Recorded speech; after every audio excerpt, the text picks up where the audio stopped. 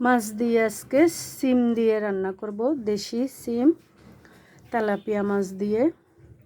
আমি সামুদ্রিক মাছ দিয়ে সবজি দিয়ে রান্না করি না, আমার ভালো লাগে না। বিশেষ করে চাটগাঁয়েরা সবজি দিয়ে সামুদ্রিক মাছ একটু কম রান্না করে। আমি তো একদম মোটেও রান্না করি না। আমি পুকুরের কিংবা পজেটের মাছ দিয়ে, এই তেলাপিয়া মাছ, রুই মাছ, কাতলা মাছ এগুলা দিয়ে সবজি দিয়ে রান্না করি। তাও মাঝের মধ্যে মিষ্টি কুমড়া, চিংড়ি দিয়ে রান্না করব। আমার মাছ দিয়ে সিম রান্না প্রায় শেষের দিকে। মাছ রান্না শেষ। আমার আরেকটা কথা, আমি মাছ ভেজে রান্না করি না।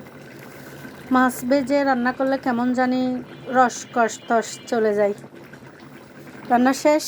সবাই ভালো থাকবেন, দোয়া করবেন। আসসালামু আলাইকুম।